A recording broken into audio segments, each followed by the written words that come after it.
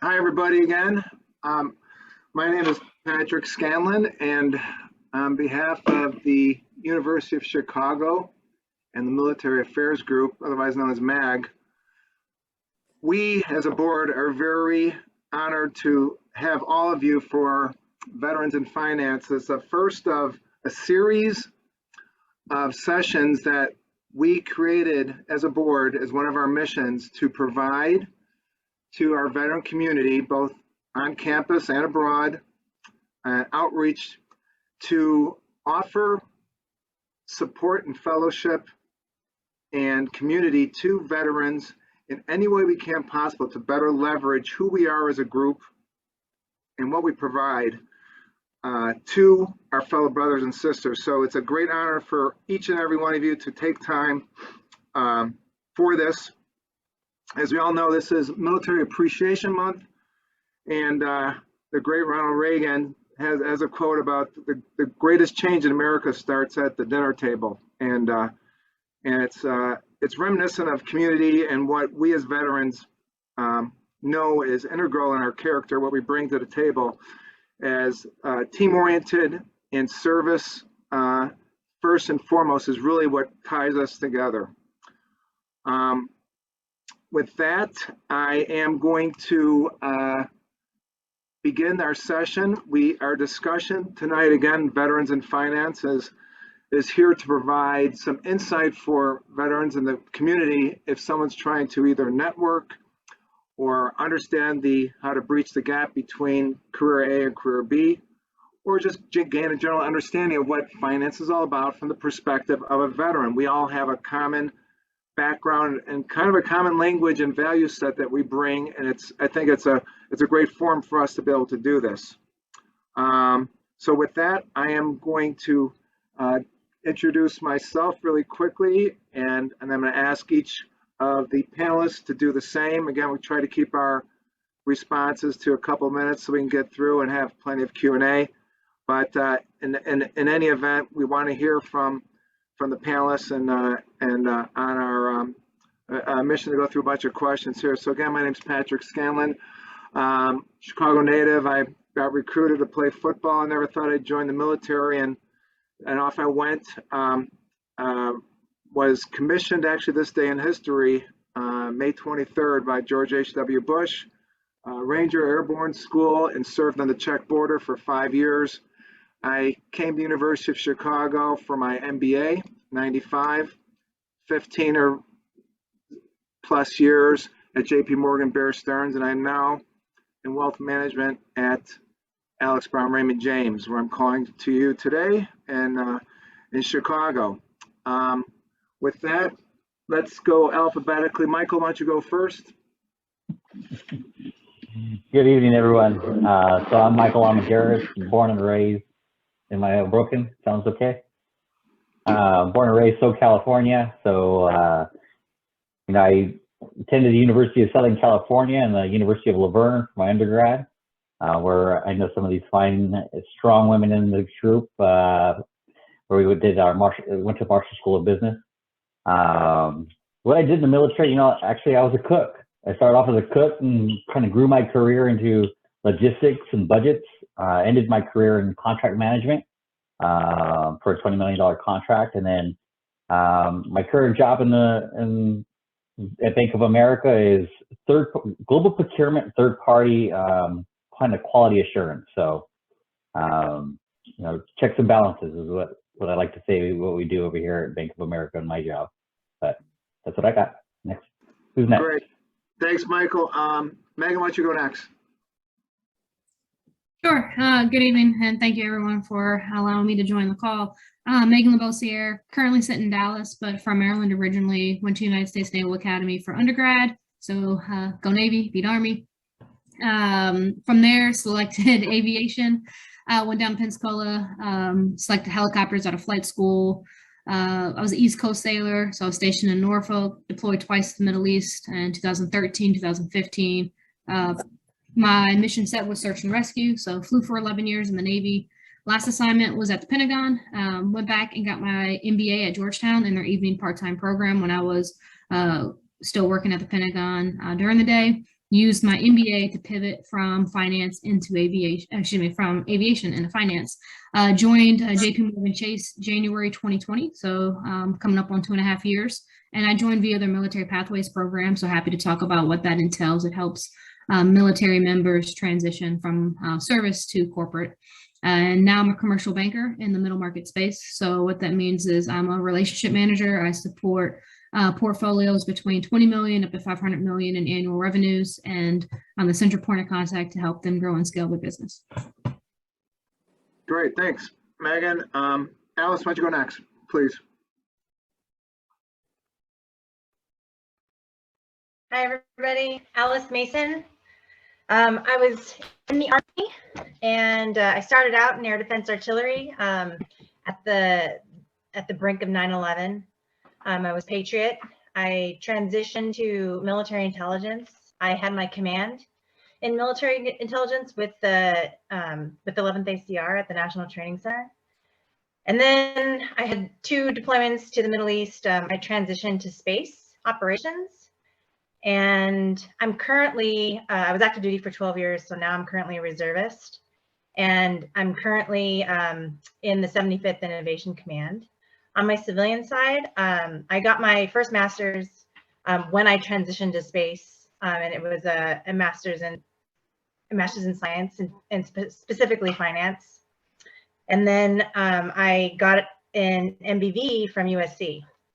In my civilian capacity, I started at Raytheon as a senior financial analyst, and then I transitioned to a financial research firm, Tecolote, and we specialize in doing cost estimating for space systems for now US Space Force.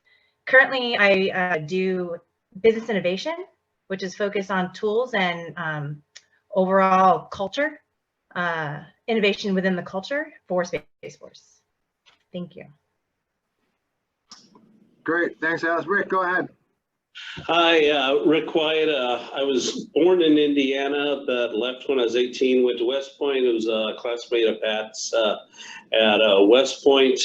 After that, I went and spent 28 years in the Army. So I spent 28 years on active duty, first as an armor officer. My troop command time was in the Black Horse, so it's good to hear that, Alice, that you got to spend time there in the Black Horse. That was patrolling the border between East and West Germany in those days. Then I transitioned to be a foreign area officer, so spent a lot of time in Asia. Had a rather unique careers because of the 28 years, 10 years of those were spent in India.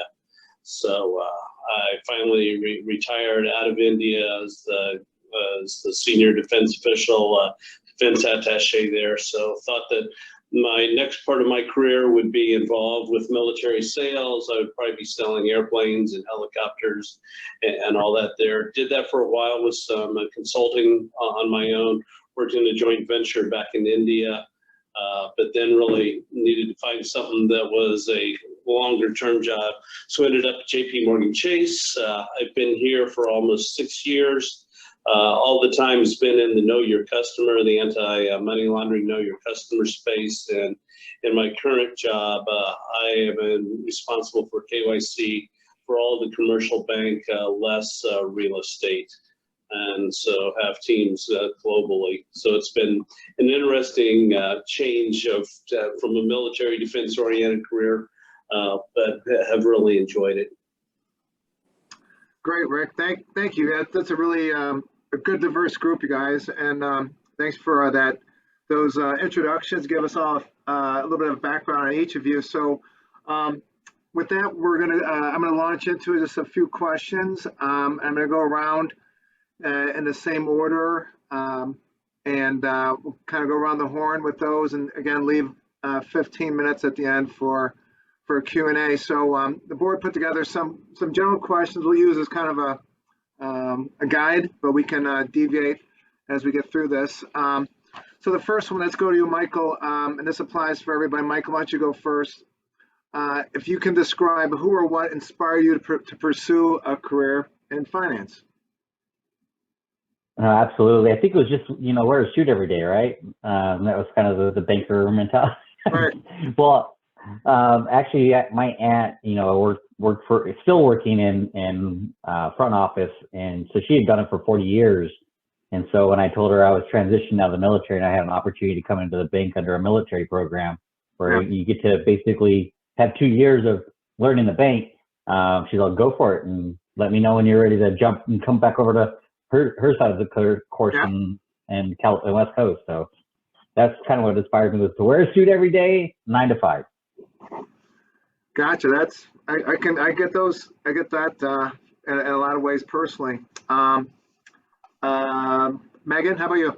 Same question. Sure. I think there's a professional reason and a personal reason. So given we're all brothers and sisters here, I will share both. Absolutely. The professional reason is I really like, from being an actual commercial banker, right, being the relationship manager, I really like the role it plays. It's client facing, it's revenue generating. Think of like going from aviation where it's a whole bunch of A-type personalities. You want to be in the fight. You want to be, kind of where the action is. And I think from the banker side of the house, you manage the relationship externally with the client and internally with your product partner. So I really like kind of the strategic role that I play. And then on a personal note, coming from aviation, where there's not a lot of women representation and certainly not a lot of women of color representation, that also was something that attracted me to finance, just wanting to ensure we increase representation amongst a wide, diverse group of people.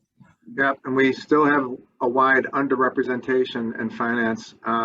Still a mission for the industry overall. Alice, how about you?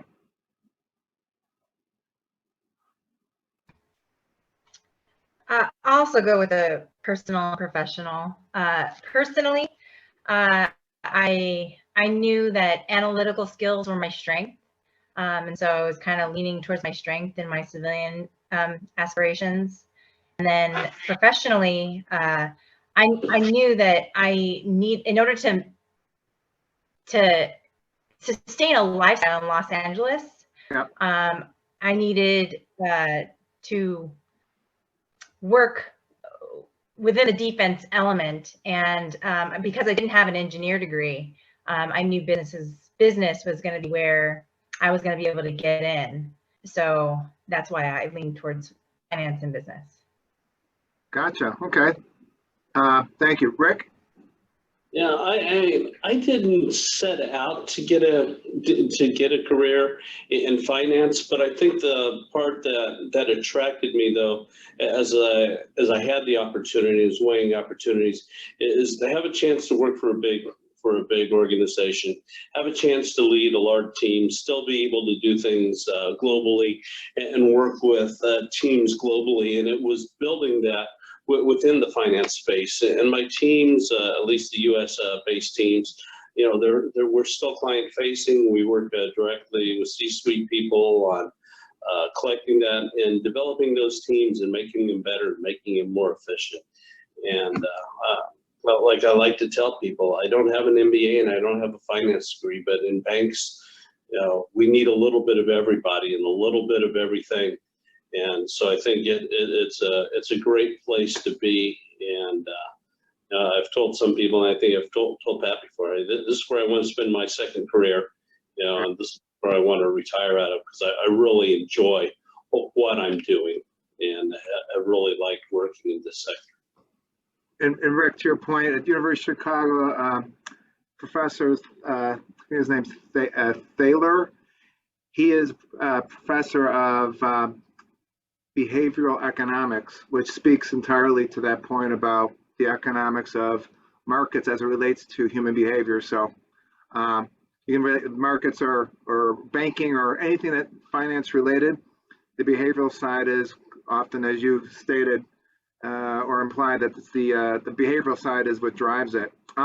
So great commentary on all of that. To go around quickly on that topic, when you interviewed for your job, this is an aside, did you find that as a prior military or veteran, that it was a positive, a negative, or a question mark when you going through your interview process? And I'll say just in the 90s, it was a question mark because the societal norm was not quite there yet in 1993, for sure. Michael, how about you?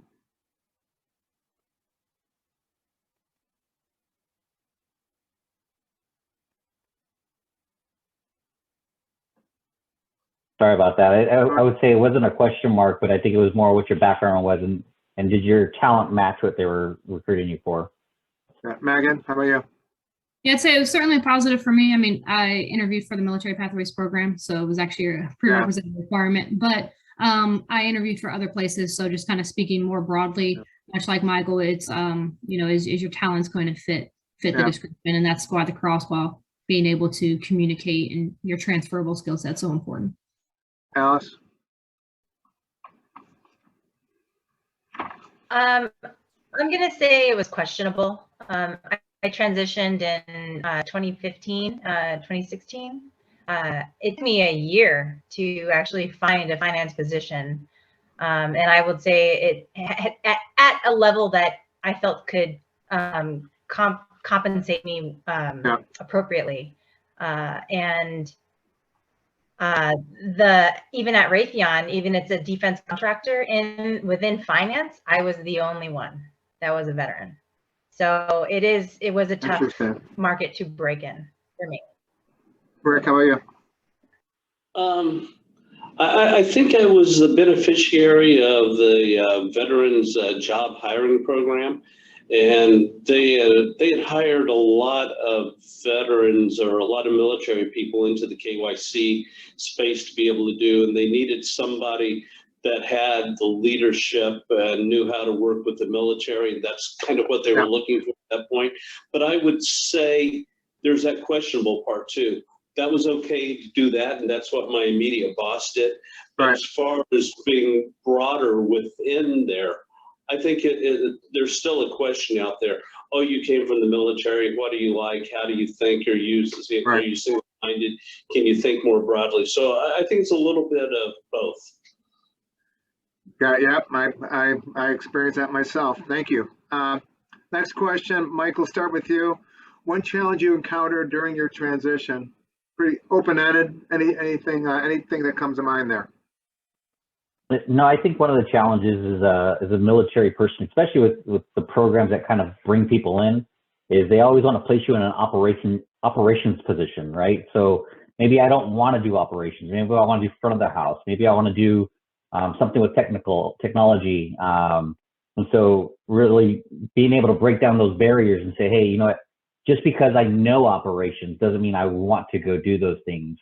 So I find it a challenge to see that. And also, I would always tell the veterans that are transitioning in the military, right, it's a different jungle. You may have served so many years in the military and got accustomed to being able to navigate, but within banking, it's definitely a jungle that you have to learn how to maneuver. Yeah, definitely. Excellent. Megan? Just piggybacking off of what Michael said, absolutely. I was going to say just navigating the ambiguity.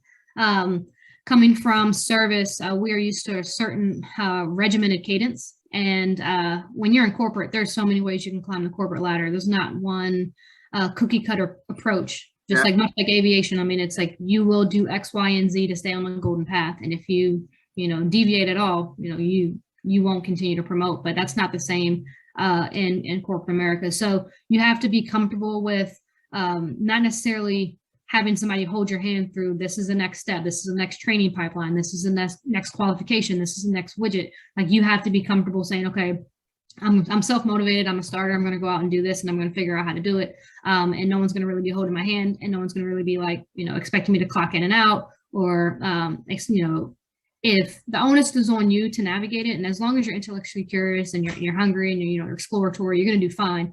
But it's very, very different from the structured environment that we're accustomed to. Very good. Thank you. Alice?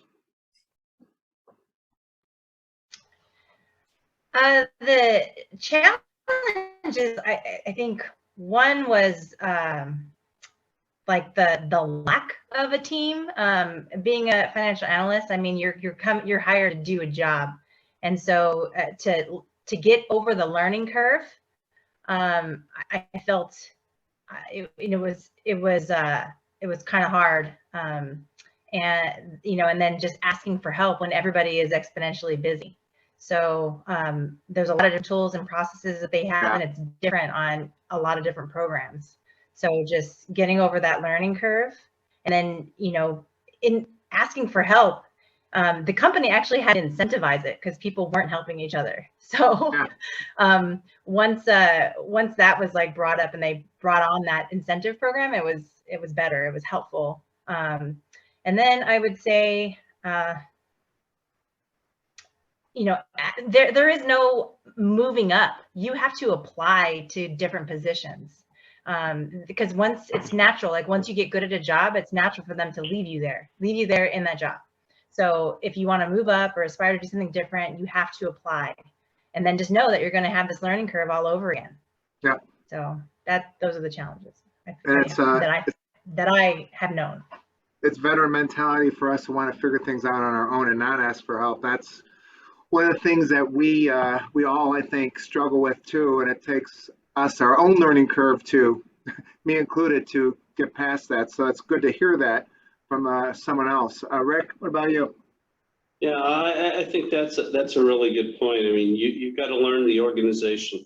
You know, most of them are much flatter organizations to be able to do that, and you have to understand the culture too. You've got, as Alice says, you have to find your next job. Now, nobody's going to find it for you in most cases. There's not a branch that's giving you your next assignment.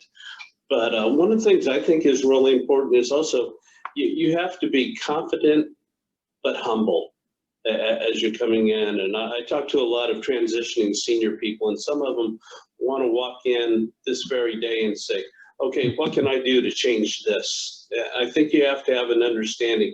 You may have been a very good leader, but you're not going to come in as the person that's going to change stock price because they hired you in as a former military person. And so it takes a little bit of humbleness to ask questions. Yeah. And you have to be an individual contributor first before you move into the larger management roles.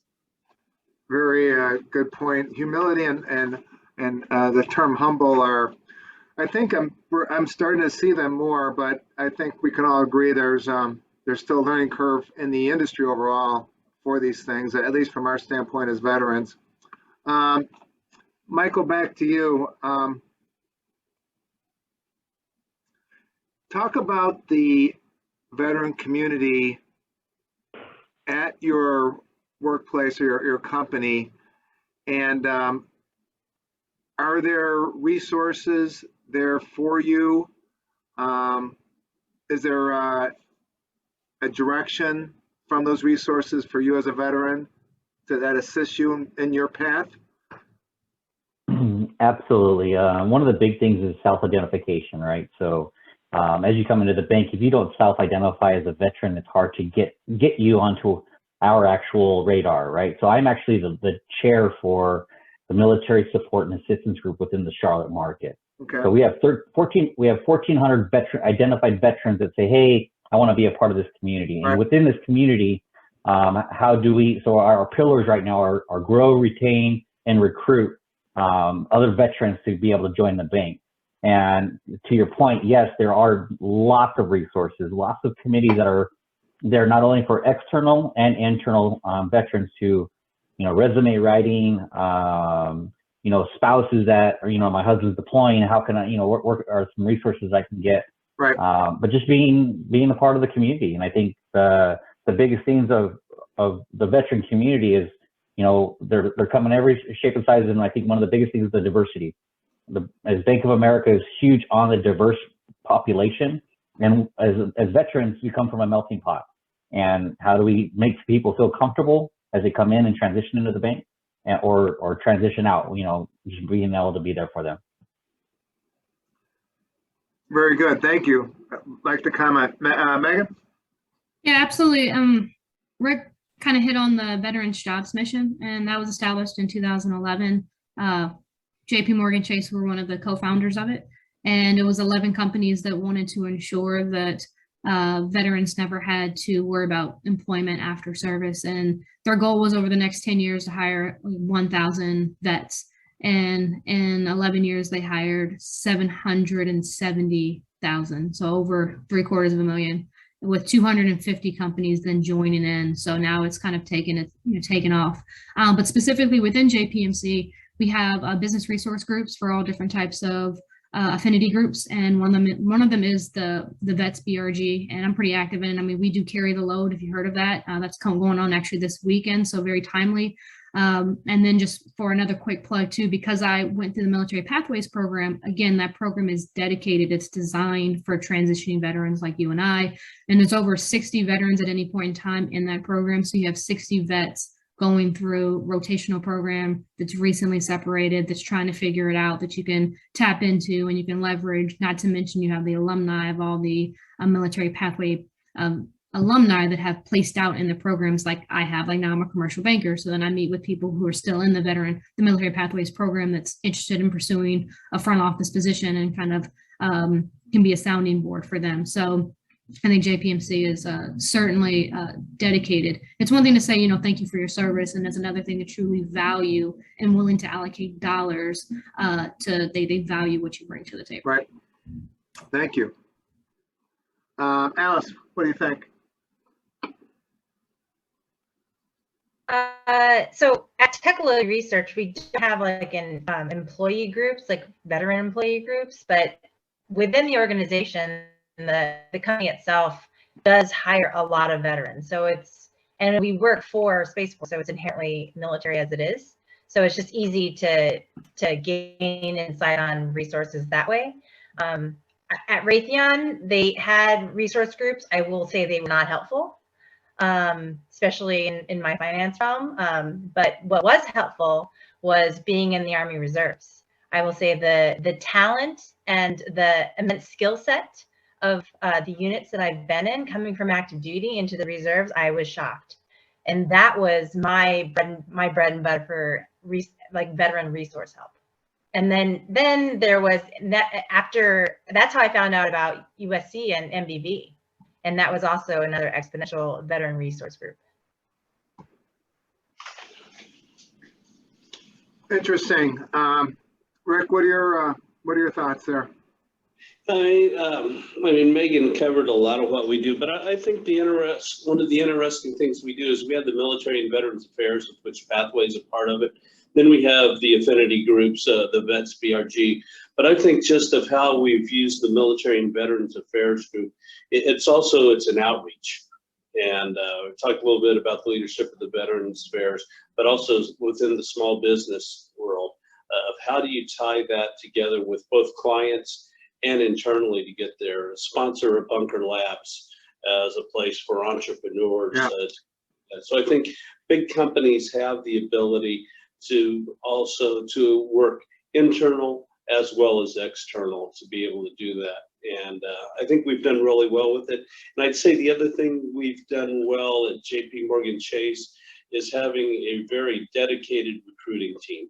And that recruiting team gets back with people, they track them. Some, we've had people that have taken a year to find kind of the right job for them, but the veteran or the recruiters stayed really close to them. Yeah. And I think that's one of our strengths as well that has worked out pretty well. We're, to the group, from a very high level macro standpoint, where do you feel that the veteran support from a societal standpoint is? Meaning, I think everybody, I certainly hear at Alex Brown Raymond James, the women's group is very strong. At University of Chicago, the women's leadership group is the biggest. It's been around the longest. The veteran group has, I think, been able to gain inclusion in in recent years, and is now, I think, in some really great momentum. In what inning would you say we are of that life cycle of where we should be or ought to be as a group relative to the other affinity groups? Michael, what inning do you think? Early innings, mid innings, or late innings? I think I might have to say early. Sometimes you sit there and you're talking with people that didn't come through the veteran programs, and they're like, "Okay, you served, thank you, and what?" You're like, okay, so you have to now you got to catch up to me just because you say you're a veteran. Okay, so I think it's interesting. So I would say we're early stage or early innings. Gotcha. Megan? I'd say mid innings. I think companies more and more are viewing veterans like another affinity group. So treating them as diverse talent that we are. Just kind of a personal note, I check a lot of boxes when it comes to diversity. So I'm a gay woman of color veteran. And although there are a lot, to your point, a lot more momentum around some of those other affinity groups, from a personal, and this is just one data point, but from a personal standpoint, of all the different affinity boxes that I could check or groups that I could fall in, I found the veteran organization to be by far the best, the most resourceful. So I have leaned on my veteran inclusion, whether it be business resource groups or network or Naval Academy alumni, to open up more professional doors, whether it be at Georgetown or at JPMorgan Chase and the like, than any other group by far. So I think that even though we may not have as large a presence, but we are certainly impactful within our network, and it certainly is a great quality within. Yeah, interesting. Alice?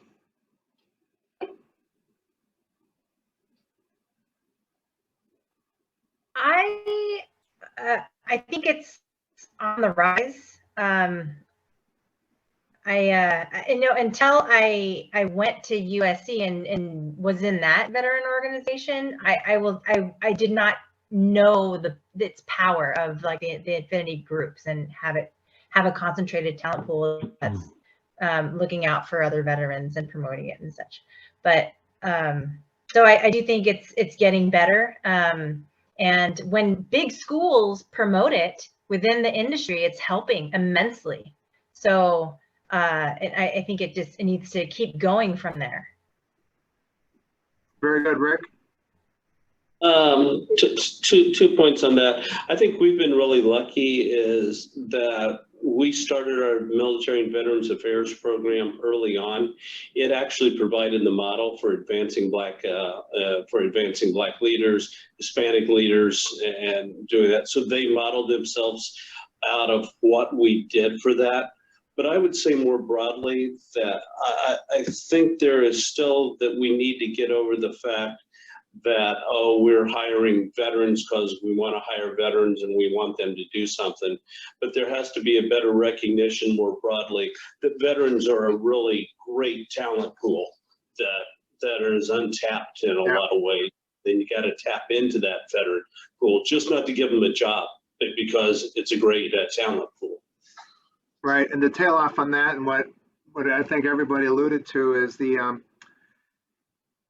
depth of the character that connects us all is a thing that really brings that inertia to allow the delivery of the collective veteran and support and the output of what we do as a community to be so impactful. I think you all have said it in different ways, but very good comments. Really, I think it's a big one on campus at University of Chicago. There's a lot of great dynamics. We had a panorama this past weekend where the LGBT women's, African American, and there's one more group. Anyway, we collaborate. We meet quarterly to partnership on all the affinity efforts.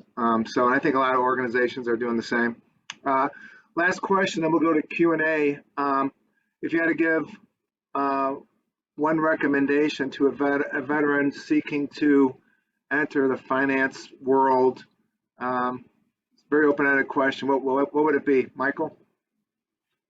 I would say networking and build your brand. As you come into the, very good. As you look at coming into the finance industry, I think as veterans, right? So when that barter system came and you wanted something, not so much of a tangible thing, but more like if people know you and they know what you do, then they can really talk for you. And that way in banking, if people know you and they can talk for you and can promote you, I think that's one of the biggest things is build your brand and network.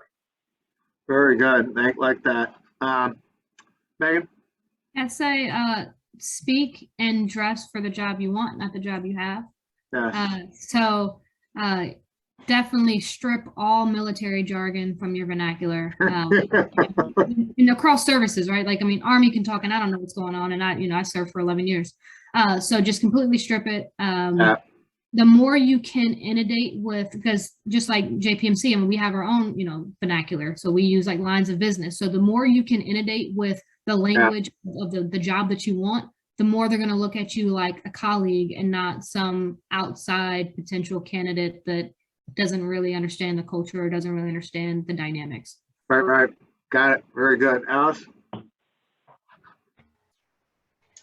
I will say focus on tools. If you're gonna stay in this industry, and even on like what's coming up, what's up and coming with innovation tools and financial tools, like stay abreast of it because it's changing all the time and it's always getting better, and it'll save you time as you get more experience in the role. Great. Right. I'd say don't sell yourself short. If somebody wants into another industry, take those tools that you have and think how they're transferable.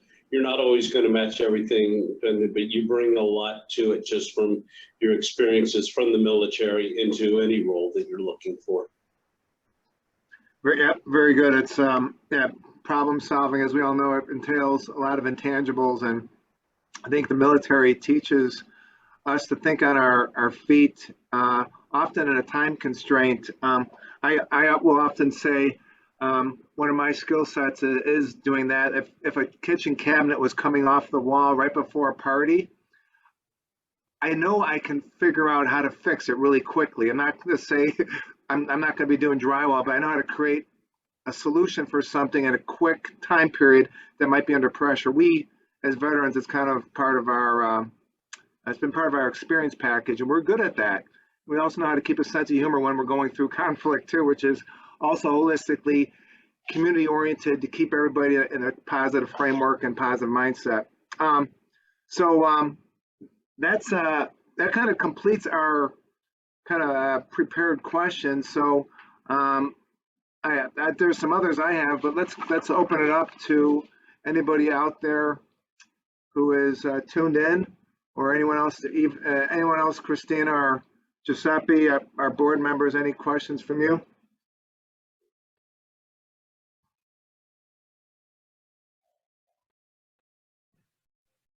I don't have any additional besides if anyone wanted to get in touch with you all after this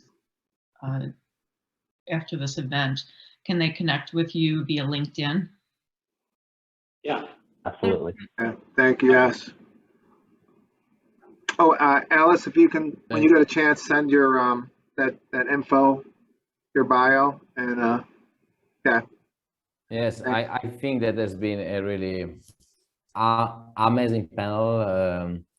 I kindly ask the panelists that haven't sent the bio already to send me the bio. I'm going to update a sort of picture of us, and I would like to take the highlights. I'm taking notes. Take the highlights out of this panel. I think it's going to be terrific.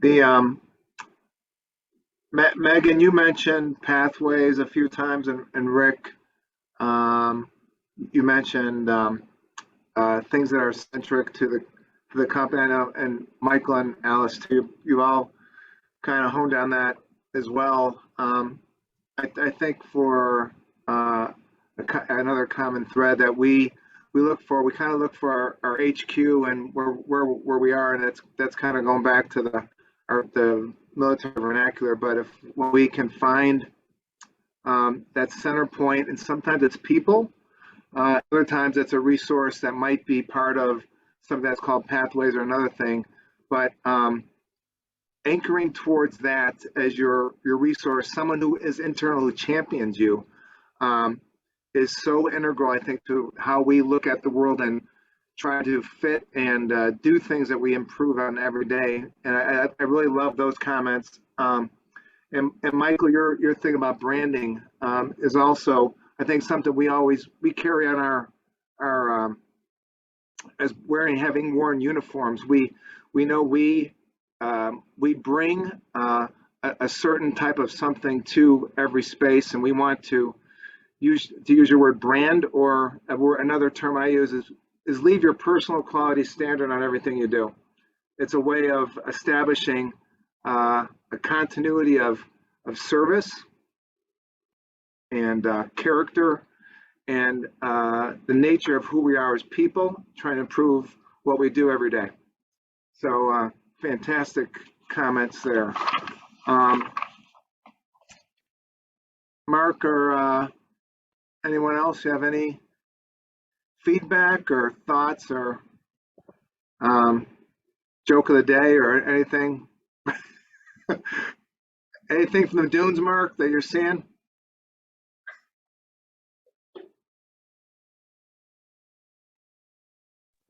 Oh, okay. I just have one question and an observation. How many of you went through the transition assistance program or the executive transition assistance program, and how useful was it for you? Because it sounds like everybody transitioned at different times. I'm just curious. Yeah. Not me. Because that's the first kind of gate that you know, as you leave, whether you do 5 years or 30, you know, that's kind of how you leave and how you're prepared. I went through 3 years ago, and it seemed that they worked really hard to update the system or update the processes, the policies to make it relevant.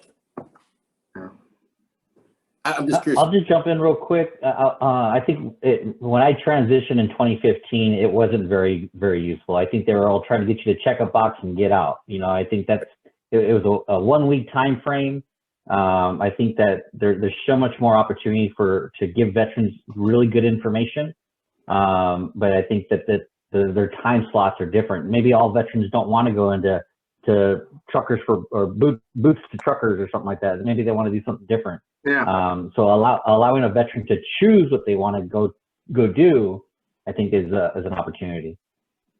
They sent me a CD because I was in India and I was remote. So the place you think you'd really want to help somebody out and have a program and maybe send a TDY back to it, they sent me a CD for self-study on that. So I don't have very good things to say about the TAP program. Rick, did it have Jay Giles band on the backside, maybe?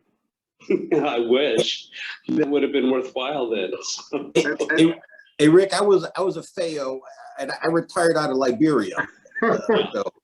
Right, yeah, exactly. I'd But say we don't do a good job at that. I'd say my experience was similar. It wasn't as bad as the CD, but I went through in 2019, and it's definitely, you can tell it's a DoD requirement. It doesn't really seem like there's, I mean, I know there were some talks about making it more custom, like customizable, like, hey, if you want to pursue a higher education, maybe you can have 1 or 2 days where you can go off and do this track. Or, hey, if you want to be an entrepreneur, you can go off and do this track, to make it a little bit more useful, as opposed to thinking that someone with, 2 years in and someone with 20 years in needs to sit through the same class. I guess they do have the executive program. If someone, with 2 years in or 10 years in has to sit through the same class.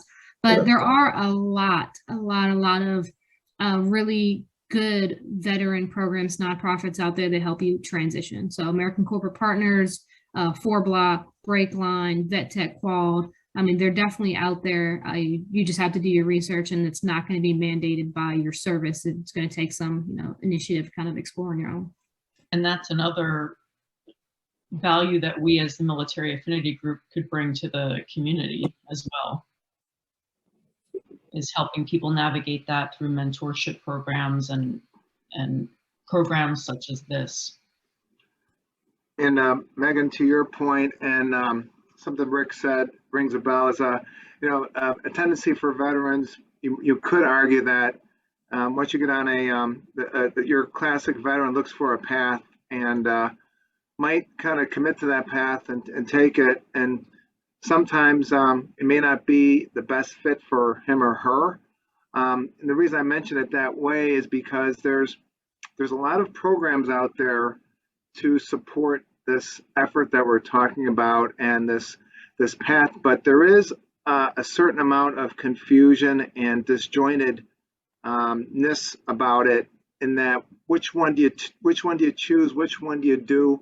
I think like Wounded Warriors has a path, and different industries have certain amenities to help with this, but it's a little bit, I think, confusing for a veteran which one to choose sometimes, and which one's the best fit, and all these things. So that's one thing we discovered in a conference this year, or actually discovered, talked about. So, so I think there's more work to do there from a macro standpoint, for sure. On that point, I took part in a conference with Mr. Gleacher, who was a Marine officer, and he told me, "Come on, Giuseppe, join finance, go in asset management, create your own fund directly." So it was quite tough. Well done, well done. Is there anyone else who has a question or comment? It's kind of our prepared questions for this evening. Anyone else have anything they want to add to the conversation? Sure, Pat. You know, I want to throw one thing out there. So I think within our community, right? So in Charlotte, we have a community involvement with veterans called Veterans Bridge Home, and I had a conversation with them a couple of weeks ago about it doesn't matter what branch of banking you're from, but as veterans, how do we get together across Chase, Wells, Bank of America, and really say, hey, it's just like any branch of service, right? We all served in different branches. How do we get together? We're all still veterans. How do we promote finance to our brothers and sisters in the service? Because there's opportunity, and we just got to spread it. Yep, well done. No, it's there's so many truths to that, Michael, and thank you for adding that. Like, I guess in closing, I want to first thank each of you who joined and took your personal time this week on a Monday to do this. Two, I want to thank my field promoted Amy, who's taking care of family right now in her absence, for all the efforts she did to put together many of the marketing things. My fellow board members that are present this evening that helped architect the vision to create this, and there's going to be others to come following this. It's part of our mission statement, what we're trying to do as a board. And also thank each and every one of you again for your service. It's Military Appreciation Month, and Saturday here in Chicago, there's a rucksack march for it's the 17 miles to honor the 17 who are going to consider self-inflicting. So if there's anything going on in your own communities, look to support that. We're going to have that here in Chicago. I think we're going to have 3,000 people on campus for it. And I don't know if I'm going to run it, but I might walk. I think you can, it's kind of like you do what you can. Like you walk 2 miles and then you turn around, there's a barbecue. So, you know, we're going to do what we can for that. And everybody have a blessed Memorial weekend and safe one. Thank you again. Thank you. Thanks for inviting us. Okay, bye. All right, take care. Thank you to our wonderful Thank you. panelists God and bless to our everybody. great president. Thank you, Thanks, panelists. everyone. Good job. Semper Fi. Thank you. Rangers lead the way. Yeah.